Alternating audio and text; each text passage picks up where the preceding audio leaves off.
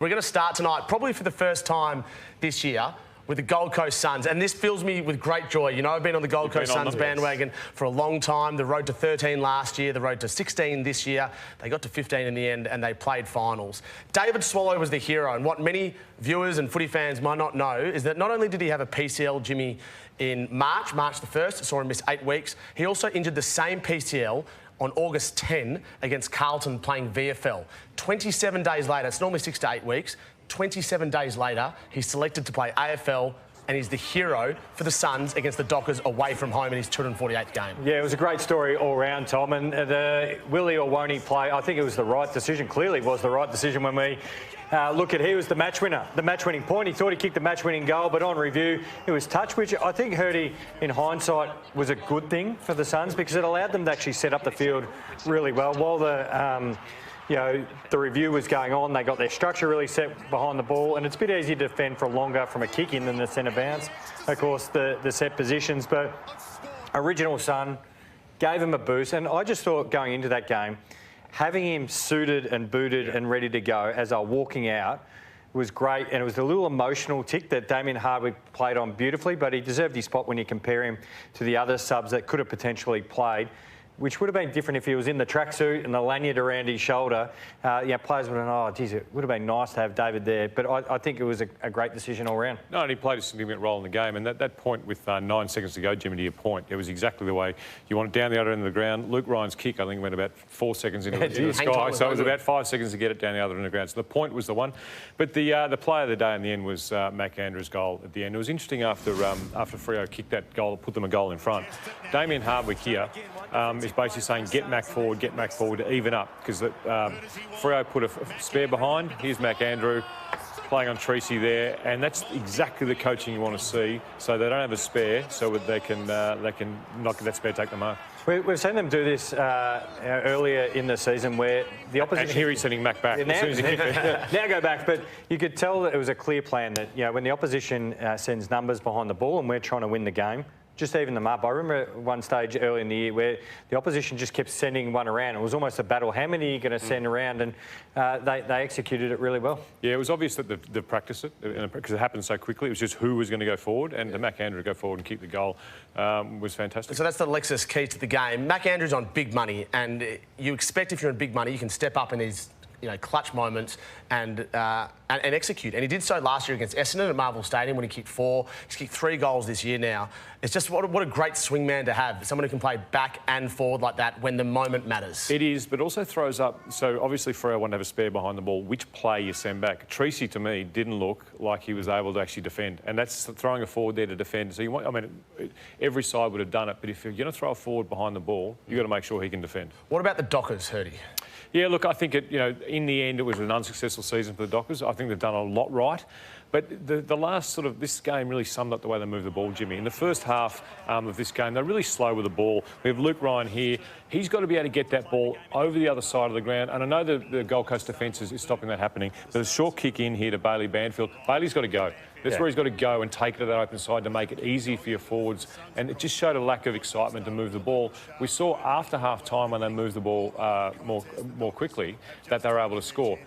And this is the goal here. Just they've taken it on, and they get the ball to Dudley out in the open side. See the difference in mindset?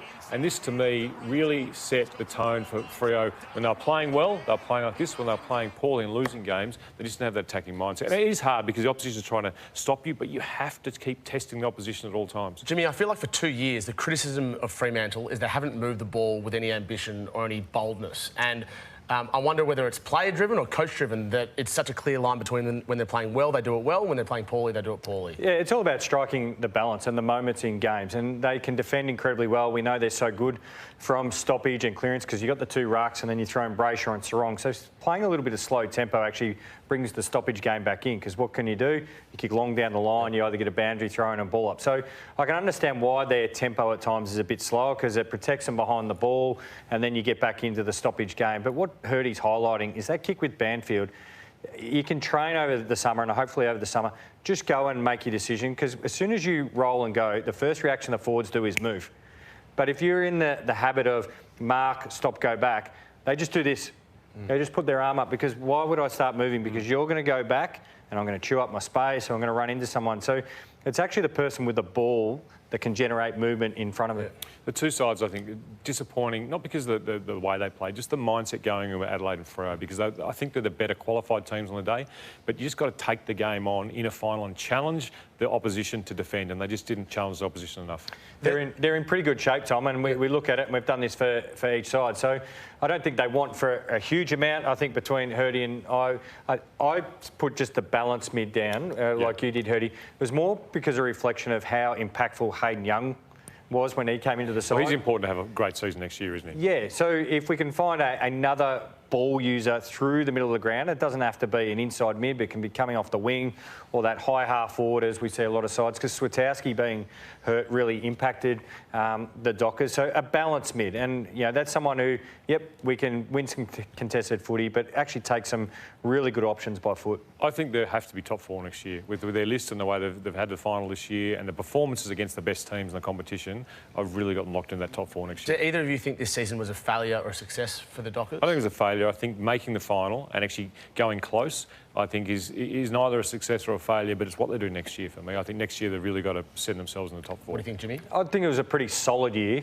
without being spectacular, and I think that was pretty reflective of Freo as a whole. Yeah, true. It's been really good, but they probably didn't get where they'd hoped. Yeah, that's right. If you're going to finish fifth, if you offered Justin Longmuir fifth at the start of the season, playing Gold Coast, who finished eighth at home in an elimination final, you'd expect to win a final. You would, but you've got to take the game on. You can't just let the game go for a quarter and a half and not take it on. That's the thing that you look at Collingwood, the way they took the game on. Look at the Hawks, the way they took the game on. Look at Geelong, the way they took the game on. That's the mindset you have to have. I'm with you. And Longmuir survives, but if they do the same next year and don't win a final, then I think he's under real pressure to keep his job, because the Dockers feel like they're just entering this window now where they expect to be challenging for a I'd be flag. very excited if I was a Dockers supporter. Yeah. Oh, yeah. Yeah, even after last night. Even I would be. I just think that almost everything is there to have a real crack. Nat Fyfe retired last night, game 248 and his last. In fact, both subs had played 248 games.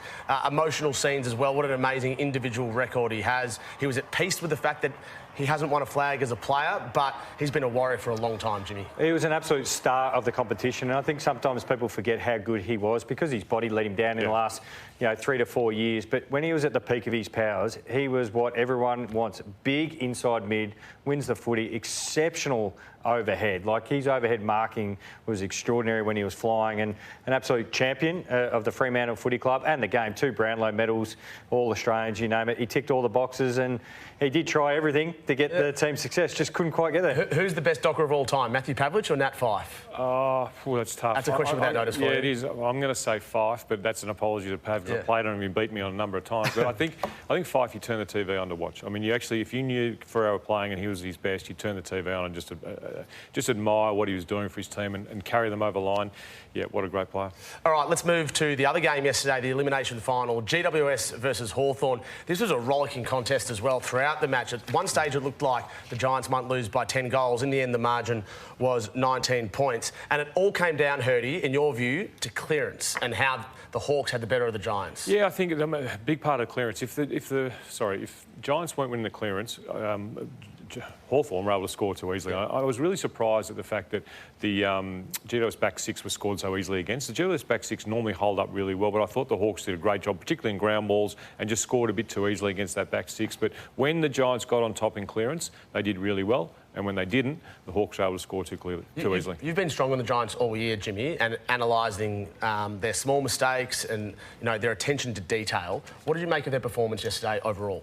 I think the result was pretty reflective of the Giants as a whole through the year. So not only week to week, but quarter to quarter, we see breathtaking football for 6 to 7 minutes, and they kick goals, and the talent outshines anything else. But then we see the flip side of that is their defence was finally off. And if you're going to play this style where your turn, our turn, they definitely had their turn. They had 72 inside forward 50s. But at some stage, your back six will get beaten.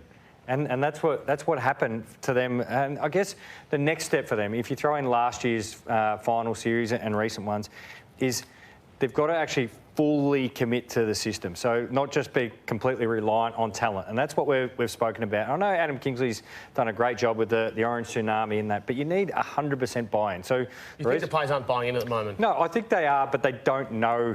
They don't know what is great at the moment just yet. And they've been fantastic players on an individual level, and they've gotten so close, which they think, oh, if we just roll it out, but If we're going to talk about Geelong a little bit later, they're constantly knocking on the door. Collingwood, since year 2000 has been pretty much the same.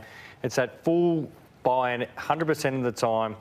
Sometimes it means you mightn't get the ball for 10 minutes, but your team just needs you to do those non-sexy things. When you've got the ball up forward, you should show them Geelong set up down the ground when they've got the ball in their forward 50. And the difference between Geelong set up behind the ball and GWS set up behind the ball. And we were talking about it earlier. Geelong are just elite at it. They've been in it for a long time and every player knows their role. Yeah, and just to finish that point is if they want to go watch it, watch when Jack Henry, how he marks the footy. I know he goes back and kicks up behind, but the structure that Geelong has, and then if you were to compare it to someone like the Giants, they're different. It sounds to me like you're saying there's too many individuals in this team and they need to work out a way, whether they're as individuals or collectively, I don't think it's individuals. It's knowing what to do when we haven't got the ball and actually knowing what to do and doing it. Getting to the outside, making sure you've got the outside protected, making sure they can't come through us, because opposition teams come through the Giants too easily, too often, and that's why you get these massive swings of scores for and against when they're not winning the clearances. Their last three finals have been really poor.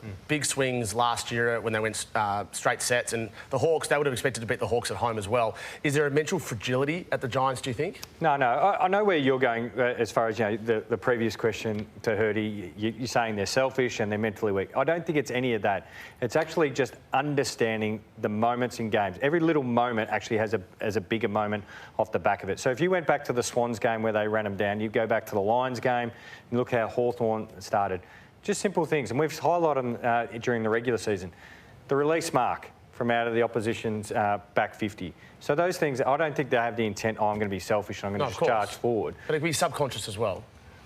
No, I just think, as Hurdy... I don't think it's not knowing what to do. And the problem is, if you give a side 2 goals, momentum means that ends up being 4 or 5. You've got to be able to, when you're not playing well, slow the other team up. Like, Geelong didn't play the best all day against Brisbane or all night against Brisbane, but when they weren't playing well, they were to slow the ball up and actually win it back at certain times and then go through those patches. They need a backup ruck as well. You've been hot on this the last couple of weeks. Yeah, this for me, I really like Jake Riccardi as a player. So this is not a criticism of him, but I just don't think he's up to that standard of being that next ruck. Because what happens is that this is the swing. There's a 51-point swing there when Jake Riccardi's in the ruck compared to Briggs is in the ruck, and I just think that's unfair on Jake, who did some really good stuff forward around the ball when he was up forward, but they need someone else to play at second ruck role. And they need midfield depth. Because Callaghan and Green were magnificent this year. Ward going down with a knee injury. We saw injuries to Canelio and Kelly. It's just their midfield depth was tested. But for me, where they turned the footy over, they had 72 inside forward 50s, and I think if they had their time again, a little bit of composure with ball in hand, and we just grabbed a couple of the inside forward 50s where good pressure from Hawthorn, so we've got to tip our cap to the Hawks, their pressure on the ball carrier. But Tom Green, he's just got to be kicked to advantage. That was just dumped wide to the boundary line in finals. You've got to give him a chance. Missing pretty routine targets. Again, if you're going to have that amount of dominance against a good side, you've got to capitalise. And that's what good sides, and even the handball to Darcy Jones, coming past, breaking inside forward 50, fight the tackle. It's just little decision-making things that hurt you in big finals. Let's talk about the Hawks and their performance, and they go into week 2 of finals for the second year in a row. I want to ask you about John Newcombe, Hurdy, because he's a player that was taken in the mid-season draft, and again he performed on the big stage. Yeah, from Box Hill in 2021 to what he's doing now, and his 3 finals he's played, he's been the #1 rated player on the ground. I mean, that's incredible. Not even you would have done that, Jimmy, in your first 3 finals, but it is, well, maybe you did. Maybe it was your first 5, you're a #1 rated player, but that's just exceptional. 35, 31, 32, and not just possessions, but clearances, tackling, goals, and the way he played and just the intensity he played. You can't tackle him. I mean, the Giants couldn't tackle him, and I just think he set that game up for them. Jarman Impey was terrific. Ginnivan was really good. There's other players who were good, but for me it came from John Newcombe, and what a player from a mid-season draft. I've never been cool in my life, Tom, and Jack Ginnivan's certainly cool, but I think sometimes we forget the fact that, well, we don't on this show, because we love highlighting him as a footballer, and I think he's one of the smartest footballers out there. One of the most difficult things to do, especially in today's football with zones and presses, is finding space inside forward 50 and actually not to get there too early, get your timing right. And we see this from him ever since he's come back from the side. But I reckon when he first got to Hawthorn, his ability to get out behind the back of the opposition's half-backs, and he often gets that match-up on the opposition's high possession getter, because they're so focused on winning the ball that he ducks in behind them, he leads laterally really well, And he had such an impact on that game. What he was at Collingwood was a half forward or small forward who was a little bit selfish with the ball when the goals are in front of him. What he's turned into is a really creative, intelligent forward who shares the ball and sets the game up. Not only kick goals, he creates a lot of goals and is selfless in the way he does it. You're right. He's gone from being a forward pocket who can kick a couple to now a high position half forward. And I think credit has to go to Sam Mitchell and the coaching staff for turning him into that. He was a young man at Collingwood. He's now looking like an experienced player who's still got that lip, but he's doing the team things as well. He's a quality footballer. So the Hawks, yes or no, can they beat Adelaide in Adelaide? They can. I think Adelaide will talk about them have to take the game on more, but the Hawks, the midfield, I think will probably dominate. Even though it's not their strength, will dominate the Adelaide midfield, which showed to be a bit one-dimensional. Yes or no? Yeah, they're a big chance. Yep. We'll talk about the Hawks and the Adelaide Crows a little bit later on. Tomorrow night, Players is back. It's a show that's going from strength to strength. I can't wait to hear from Tom Liberatore, fresh after signing a one-year contract extension. He's among the guests, as is that man. Wow. What? Oh, no, that's Jason Johannesson. So a couple of dogs in there as well with Felix von Hoff doing a great job. So you can watch that on YouTube. And you can also see it on Channel 9 after Footy Classified. Jamie Elliott with his 4 goals is the hottest hand of week 1 of finals thanks to our good friends at Lexus of Blackburn. He's an incredible player at his best, isn't he? He is. He's just showing the All-Australian selectors what they missed and the fact he should have been in, but probably a bit slow towards the end of the year. But what a start of the finals he had. Yeah, and he's good above his head. He's good below his knees as well. And there's nothing the Crows could do about him. And it just makes me think, what would this forward line look like if they had Bobby Hill alongside him as well? Now, we get seduced by Bobby Hill's talents. We know he's a Norm Smith medalist. He kicked 4 goals playing in a scratch match at GMHBA Stadium yesterday. So it really wasn't anything to go by other than the fact he got through unscathed and he seems to be going well. But the next question, the big one, Jimmy, is if he's fit and trains for the next 2 weeks, do you find room for him in the prelim final side? Well, that's a big if. If he's fit enough and how he backs up off the back of this game, because he's played not as much as footy as his teammates, and then if they teammates trust him to come back into the side, that's a big decision for Collingwood. Yeah, I think it's a big month ahead of him, or big 3 weeks ahead of him. It's not just the prelim, they'll make a grand final. He could get injuries, anything could happen. He needs to keep his opportunities alive and earn the trust in that little bit of time with his team. And I think, to me, if he's up and going, you think he's anywhere near his best, he certainly has to come in. You play him. Yeah, play him every day of the week. I tend to agree with you there. The issue that Bobby Hill has had is he hasn't been able to get 2 to 3 weeks of training in a block this season. So we'll wait and see. A bit of incentive, though, with the prelim to get this next 2 weeks. Little carrot's pretty good. Thought, yeah, so that's the result there. And the Collingwood Footy Club was super impressive. Adelaide, not so. Let's deal with the Pies first. Jimmy, the forwards rolling up is something that I was sitting next to Tony Jones at the game, actually. I mean, you know, he's not a footy analyst, nor am I. But he said, look at those Collingwood players roll up. And so he's your cousin. You've clearly been talking to him. He knows footy, chomp, doesn't he? Really well. Well, we constantly discussed about how can you get the better of the Pies, and it's if you can tip the ball on the other side of the contest. And I think they went a long way to mitigating this. So by bringing up the half forward, Schultz this time actually allows them to set a midfielder back in a little bit of cover. But it served 2 purposes. It actually pulled the Crows' really good defensive structure apart, made them really proactive, and actually got them all on the move to explode out of the contest forward side, but still give them a lot of cover behind the footy, which is all they're after. And that's when we saw Darcy Moore in the backs get so many intercept marks. So it was a positive. This is a ridiculous goal, by the way. We better just highlight. So again, here we go. There's Schultz in there.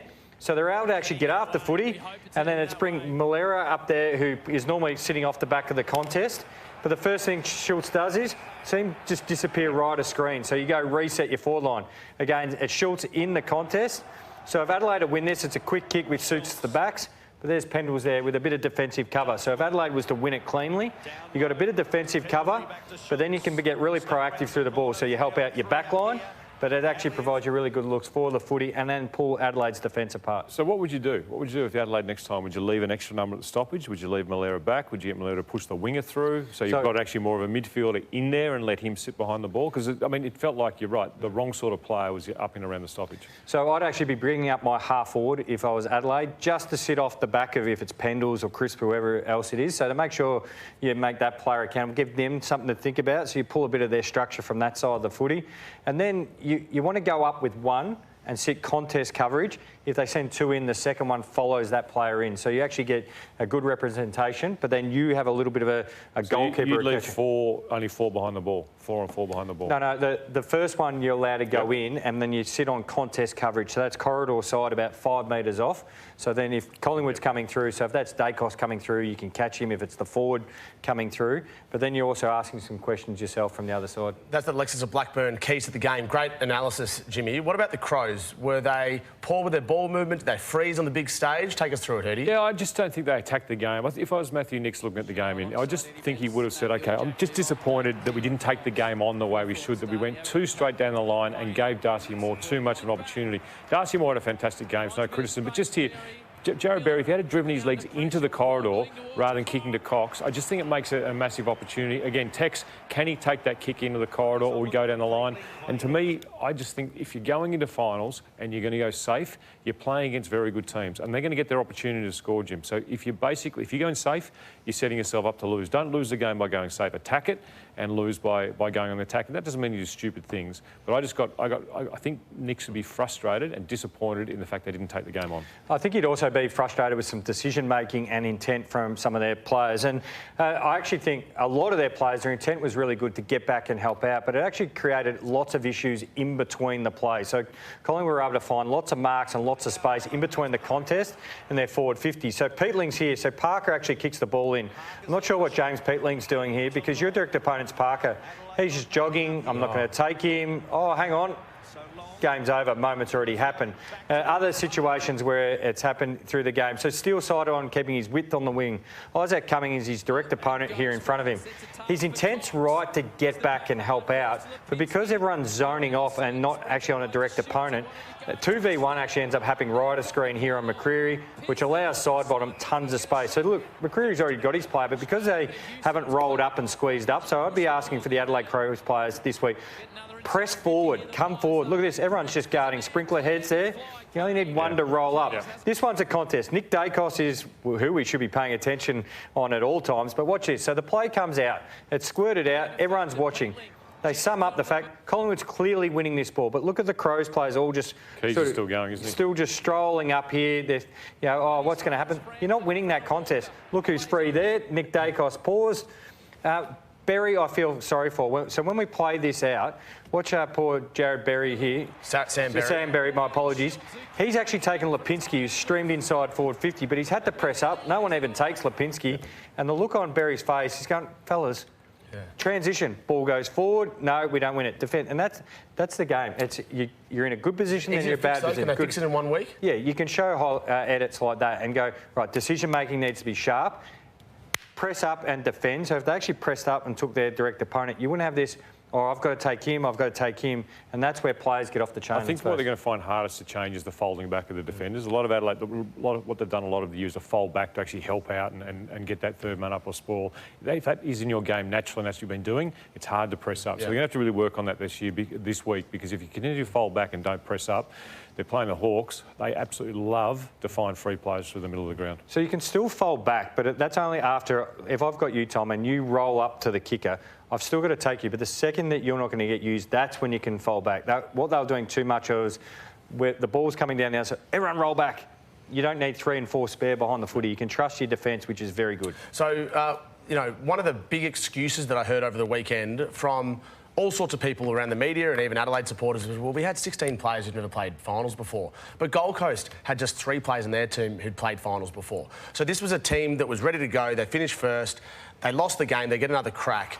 Are we right to assume that they can rebound strongly and change a lot of these things? And this was a moment, and you guys have played big finals and big moments, that Crows fans will never forget. Riley Thilthorpe had the chance when the game was on the line and he couldn't quite execute. I don't think it's the pressure of the actual finals. I think you get into a game and you know you've got to get the score back. You know you've got to get it back on level, so your brain's not going as well as it should do. I actually think, yes, at the start that might have been finals, but as the game went on, I just think they saw the game slipping away. They didn't want to lose, and some of the decisions weren't made as clearly as they should have been. I think they can. And like I said, I think a lot of their decisions, they were trying to do the team thing. I just think they need the coaching staff just go, next time we're in this situation, we're doing this and that. That game will help them no end, but they're coming up against a very good, talented Hawthorn side, so this will be no easier for them. Yeah, one thing I didn't like, again, I was in the stadium, was the booing of Isaac Quainer. I think it was really poor, actually. And I know they booed a lot of Collingwood players, but the Isaac Quainer situation is clearly different. But even more than the booing, I thought this statement was pretty vanilla and pretty weak from Adelaide. We want members and footy fans to be barracking and passionate. However, they should do so respectfully, and any behaviour contrary to that is disappointing and not appropriate. It's actually extremely like the statements that the AFL and clubs put out when the booing of Adam Goodes happened. If you don't like it, come out and say, don't boo because X, Y and Z. But they're just sitting on the fence, and I think it's been a pretty ordinary couple of weeks for the Crows. Yeah, I think so. I think we should be stronger in this statement and make sure it doesn't happen again. Yeah, and hopefully it doesn't happen again. I mean, we won't know this year because, of course, if Adelaide do meet Collingwood again, that will be on grand final day, and wouldn't that be a mouth-watering contest for so many different reasons, and hopefully there's no booing there as well. All right, next up, Hurdy and Jimmy have a great analysis on Geelong's win over the Brisbane Lions at the MCG. Stay with us on Footy Furnace. You're watching Footy Furnace. Let's go to the MCG on Friday night, where Geelong were far too good for the Brisbane Lions. I've got to admit, I tipped the Lions, thinking I saw them win a prelim at the MCG last year. I've seen them beat the Cats twice this year, but they barely fired a shot, and credit has to go to Geelong and what many have called, Hurdy, a coaching masterclass from Chris Scott. Yeah, well, no one would have thought we were going to talk about Rinus Michaels, who was the coach of the Ajax football team out of Amsterdam in the 1970s, and his view of total football, which is all about fluidity of players. Any player can play any position. And what we saw from Geelong on Friday night was basically their midfield, their halfbacks, their wingers. They were playing total football, moving different positions. I want to listen to Patrick Dangerfield here, just sum up what he was talking about and how players are playing different positions and what he knew about it. To be honest, I don't know what I don't know really what Blitz's role is, because, you know, it's sort of on a need-to-know basis because he has so many, right? And the same with, you know, DK down back, who then spends some time through the middle, and the coaches will change that dynamic during the game. So sometimes we don't, you know, the players around the ball don't exactly know what's going on, but as long as those key pieces that are the change in that dynamic know, then...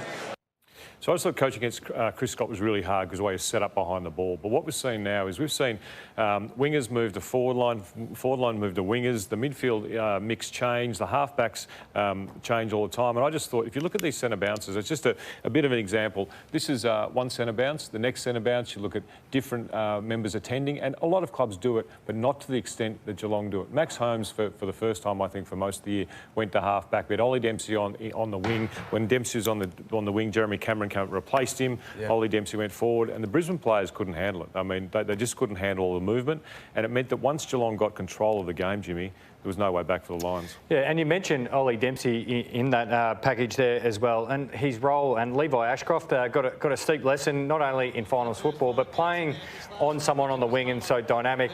Ollie Dempsey is actually on the ground here. So watch it. He's contesting that ball. He's the only player on the ground.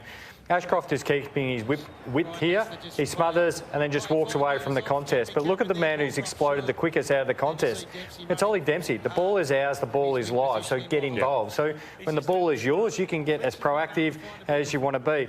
This is just summing it up. Some people go, he cheated, stay forward. But the numbers Geelong have actually got at the contest, he knows he's not going to impact it, and they've got the number behind the footy. So stay forward, play the half-forward role, as Hurdy was talking about, and then you can actually open them up. So it's just a lesson for Levi going forward. Even though you're on the wing, you're not an inside mid. So some people who play on the wing think, I'm just there to start to go play mid. You still got to keep your wits about you, keep your head on a swivel and go, hang on, is my man out the back? Has he gone inside? And that's just a learning curve for him. I think to see a player like Jeremy Cameron, who had that first quarter he had, being so dominant, and then go and play a role to cover for Ollie Dempsey to move forward, just shows the ability for Geelong. You were talking about when you were playing it, Cameron Ling was the P. Wherever he went, you guys had to move out of the way for him. And I just think with the two midfielders they had, the two defensive midfielders, and Atkins and the guy Mullen and O'Connor as well. And basically, wherever they went, you had to change your position to move to make sure they had their role played. Yeah, it's a good point you make, and Jack Henry, we had on radio, highlighted this as well, and they actually highlight how difficult it is to tag. And so you've got your game plan, and Patrick Dangerfield spoke about it, but then there's things that trump it, and that is the guys who are doing the difficult run with roles. And we've got O'Shane Mullen's numbers there against Hugh McCluggage, which he did a fantastic job. And where you're going with that, Hurdy, is say if McCluggage starts at half-back and then or on the wing, and he goes, I want to go into the centre bounce, and this was the case with Lingy as well. Anybody else or everybody else, one of you's got to go, because that is the most important role we've got at the moment, and those two roles would sit above. So if Rayner and Mullen came in the centre bounce, which happened at one stage, well, two of you have got to move. And then the other element to that is, you know, the development of Nigel Lappin and others down there is you're not going out the wing just as a starting spot. You've got to actually play the wing role correctly, or you've got to play half back, or you've got to play the high half forward role. So not only do you have to play multiple positions, it's not you're just going there to start. You've actually got to play that position correctly. And it's just great to see. Geelong have obviously worked on this all year, practice of the year, practice of the year, and they come up against Brisbane, who's a bit more chaotic with a few injuries. And it just showed how organised and well coached Geelong are. And not telling anyone something they don't know, because everyone knows Geelong's well coached. This is something new as opposed to what's been happening in previous years. So, and Mark Blitzars, we always highlight how great he is. A true all-rounder. Yeah, because when he goes to play those roles, when he's playing back, he plays the key back role like it's supposed to. He's not just, I'm down in defence and I'll peel off. He does the same in the ruck or when he's been even pinch hitting as a forward. Yeah, you were big a few weeks ago when the Swans beat the Lions on the template to beat Brisbane and stopping those short kicks. And just being there the other night, it looked like Geelong was red hot on that. Brisbane just couldn't move the ball off the line. No, they couldn't. And they've talked about, a lot of people talked about in the media, but that teasing distance that Geelong gave to Brisbane made them feel like they could pick them off, but just sit off 4 or 5 metres. And as soon as they looked to kick, the other do it. And I thought Dangerfield in the third quarter, the one he cut off around fifth that resulted in a goal, was just exemplified the team in the way they were teasing Brisbane to take the kick and turned it over. Mullen's having a fantastic year. You don't need to tell Cat supporters that. I mean, he's got the scalps of Butters. He's got Merritt as well. He's got Ed Richards. The other night he got McCluggage. These players that improve like this are so important for team success. But over the years, and those are some of the names, Finn Callaghan as well, over the years, Geelong continues to find these sorts of players who, when they come in, they're not necessarily highly rated, and then they lift and they become really important players. And, Jimmy, this has happened for the best part of 15 to 20 years. Yeah, and you were there. Yeah, it's development, but it's also discipline from the players, and then it's also coaching it as well, and it's highlighting it. You've got to highlight that when you're in team meetings or quarter time and half time huddle so they feel valued. So they're incredibly well valued, and they get picked because they do what is exactly asked of them. The injuries for the Brisbane Lions, this is a real concern for them. Not only did they have a loss the other night and they play against Gold Coast at home in a semi-final, but Lachie Neale is done for the year, 4 to 6 weeks with a calf, and he was visibly frustrated when he came off the field. So you have to feel sorry for him. That's a huge loss. And Eric Hipwood, who had played the best part of 3 months with a partial ACL tear, which doesn't just have implications this September, but also for next year as well. So all of a sudden, from 3 months ago, the Lions were looking fit and healthy and ready to go. They're looking a bit wounded, and the Gold Coast Suns could easily get them. Now, big loss, Lachie Neale, not only for the Lions, but for footy fans like myself. Seeing him play in September action is one of the best things, just his ability in close. So really disappointing. We're not drawing a line through the Lions, but they've got a steep hill to climb against the Gold Coast Suns at home. All right, just moving on now to the poor umpiring decisions. And there was a couple the other night at the MCG, and I was actually sitting there with Steve McBurney, who's the head of the umpiring, about 4 or 5 metres to my right, and I watched him watch this. So this was the initial free that was handed to Cam Rayner, and then he got the follow-up. So the initial one was ruled as incorrect, and then the follow-up one was ruled as correct. It just strikes me, and Jared Waitley said it really yesterday, that the umpiring department at the moment is too concerned with what can be justified rather than what the game wants. This is 180 metres off the ball initially, and Cam Rayner's laughing.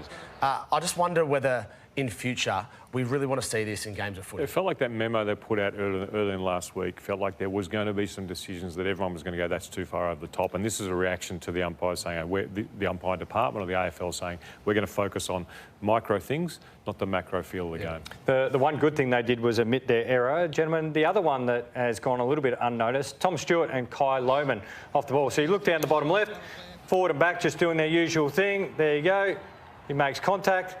Do you feel that, Tom Morris, is a free kick? Why don't you ask Hurdy? Hurdy's the... No, you can't do that. You're actually denying a guy a play at the ball. I agree with Hurdy. It wasn't in the back? No, it wasn't in the back, but it's so far from the ball. You're denying a guy playing at the ball. If I can be technical, the rule is unduly push. You can't unduly push anyone, regardless whether it's in the back or the side or the front. I've seen that let go a lot, though. Again, this is my point. Many paid. So the game has to decide... No, but technically, he's stopping him actually being able to run, not by just blocking him, by actually pushing him. I think it is a free. Okay. I think it's a free. So the game has to decide whether we want that to be a free or not. At the moment, we're all a bit confused by that because often that gets let go. The memo that was sent out last week, it was very clear that you cannot point at the scoreboard. It would be a 50-metre penalty. Shea Bolton gives away a free kick in the first quarter yesterday. He then points at the scoreboard and he doesn't get cop a 50-metre penalty. So again, this is the inconsistencies we see. These are the memos that were sent to the clubs. I think he was just waving his hand, wasn't he? No, come on, Hurdy.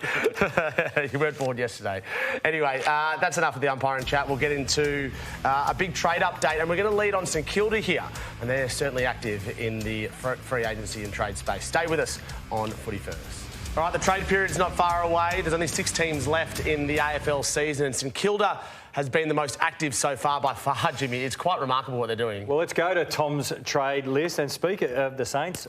Who's coming in? So Liam Ryan's going to come in. This has been the worst kept secret for some time now. I know he's contracted the Eagles. The Eagles will talk tough, but he'll end up at the Saints. There's no issue there. Lee Kalia, at his exit meeting in the next couple of days, will say he wants to join the Saints again. That's no great surprise, but it is interesting given that they're going to get Silvani as a free agent.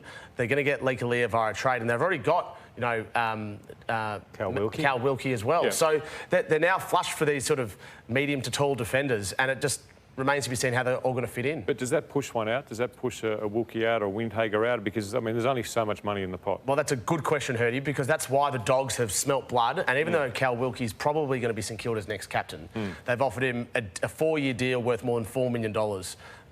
And that offer came through last week. I think it's a throw at the stumps. I don't think anyone expects Wilkie to go, but they're having a crack. What would he get at the Saints? No, he's on far less than that, and he's only got 2 more years left at the Saints as well. Is this topping up, or is this building for long-term success, you think, Tom? It's such a good question. I just want to take you through some examples from the past. So I'm looking at clubs that have brought in players via free agency and trade over the last, let's say, decade or just a little bit more. So Essendon in 2023, and there's some good players on this list. Same with North Melbourne in 2018, that is. Probably not quite as good as what Essendon was in 2023. And then Brisbane, sort of the poster child there, the year they brought Brendan Favola in. Now, none of them work. This is not to say it won't work at St Kilda, but what I found interesting with St Kilda, on the far right in 2013, they had the same approach. Let's top up. They finished 9th in 2012. We'll try to win a flag. It didn't work. They went young after that. In 2019, they brought in 5 players. Now, those players have played a good role at the club, and some still do, especially Bradley Hill, and Zach Jones has been reasonable.